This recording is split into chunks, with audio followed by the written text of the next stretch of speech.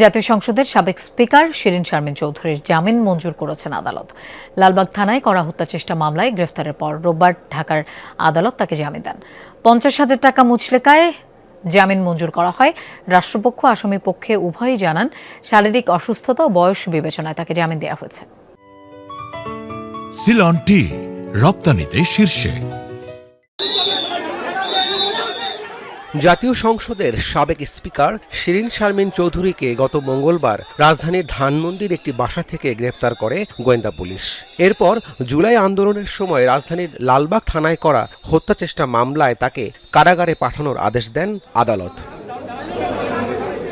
রবিবার ঢাকার অতিরিক্ত মেট্রোপলিটন ম্যাজিস্ট্রেট আদালতে জামিন আবেদন করেন শিরিন শারমিন চৌধুরীর আইনজীবীরা।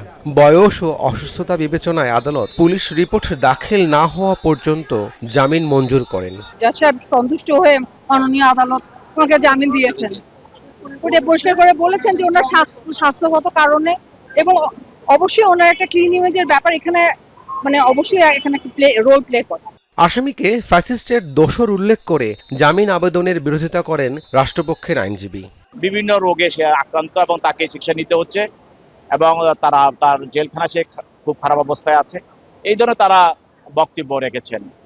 আমরা প্রসিকিউশনের পক্ষ থেকে আমরা বলছি যে মামলাটি তদন্তাধীন অবস্থায় আছে এবং এই আসামি জামিন পেলে তদন্তের ব্যাঘাত ঘটবে। তার জামিনের আমরা বিরোধিতা করেছি, তাকে যেন জামিন না দেওয়া হয়। উভয় পক্ষের শুনানি শেষে আদালত 50,000 টাকা মুচলেকায় আসামির জামিন মঞ্জুর করেন। রাব্বি সিদ্দিকী, যমুনা নিউজ, ঢাকা।